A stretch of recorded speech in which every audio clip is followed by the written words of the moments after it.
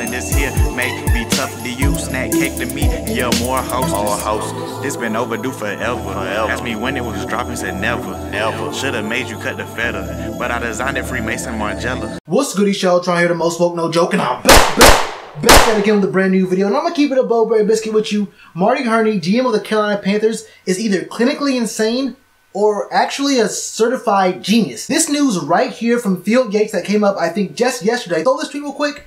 The Panthers have hired Everette Brown as their assistant linebackers coach, per source. Brown was drafted by the team in 2009 and spent last training camp as a coaching intern with the team. Okay, you're thinking to yourself, all right, we have a new assistant linebackers coach. That doesn't mean anything to me. Like, why would I care? I see he was drafted by the team in 2009. That wasn't too long ago, but I guess it's cool to have an ex-player, you know, come and talk to these guys about how to play at the highest level.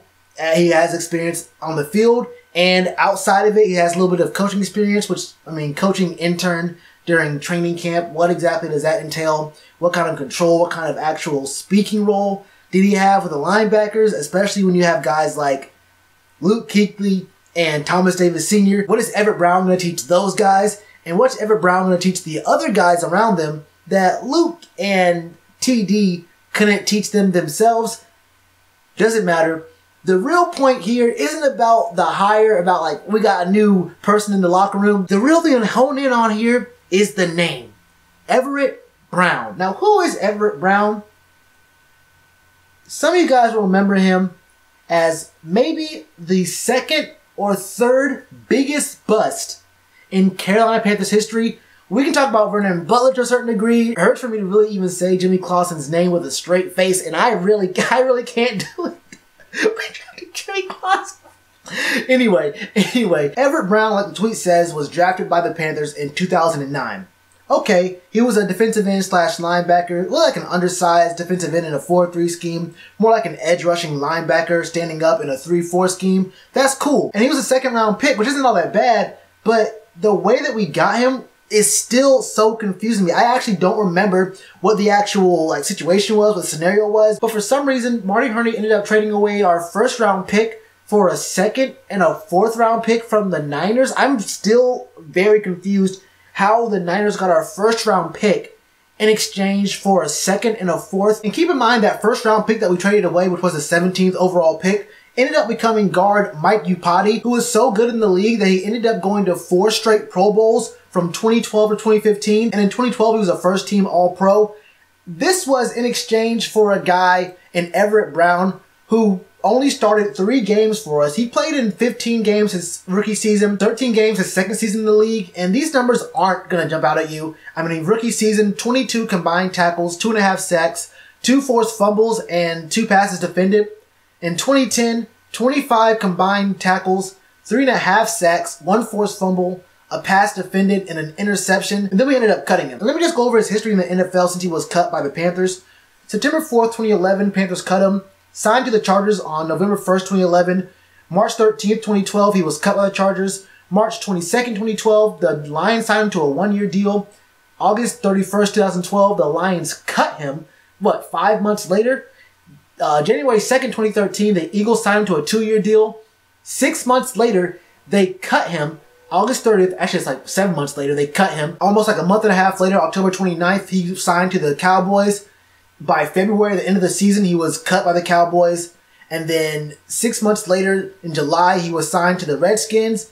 Literally a month and 2 days later, he was cut by the Redskins.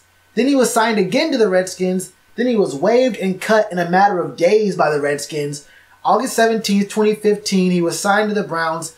August 31st, literally 14 days later, he was cut by the Browns. This is in 2015 when they were still bad. He was cut by the Browns. I think that was the year before they got Myles Garrett. Am I correct in that? Was Myles Garrett 2016?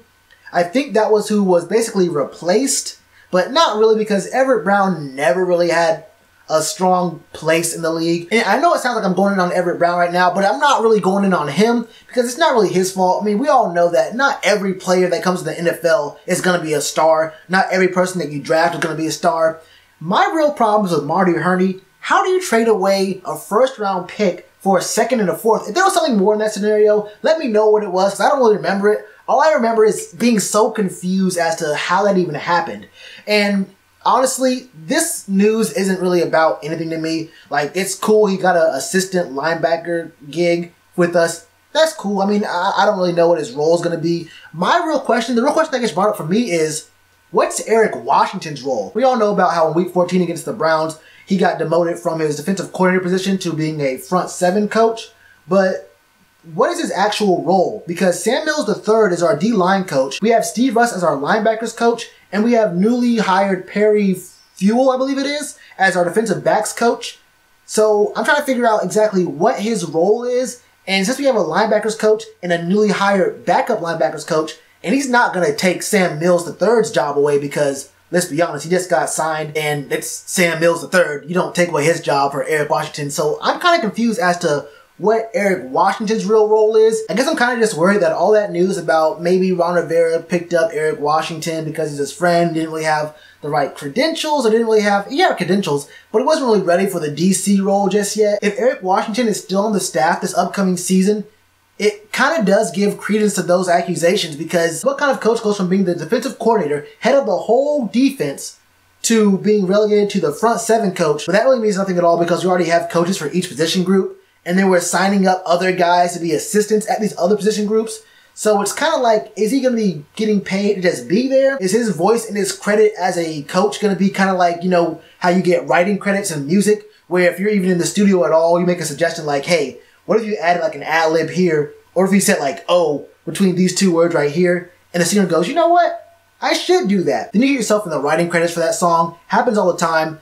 I feel like that's what's going to be happening here with Erik Washington. And as a person with a little bit of pride, it would be very, very difficult for me to take on that role. I'll take free money if it comes to me, but that's very strange to me. That's the thing I'm really looking at here in this situation. I mean, congratulations to Everette Brown. This kind of feels like if we gave Jimmy Clausen a quarterback coach job on the team, said, hey, Jimmy, come along and what do you think about telling Cam how to throw the ball? Can you give Cam some decision-making tips and tricks here? I mean, we have Kyle Allen, we have Taylor Heineke. How about you help those guys out? Help those guys develop the way they only you know how to develop young quarterback talent, Jimmy Clausen. Like, it's one of those things where it's cool, and I'm sure the guy knows his stuff, but it just feels a little weird for Mario Herney to bring back a guy that he absolutely whiffed on 10 plus years ago to now be a coach. But at the same time, I keep saying it, I guess it doesn't really matter.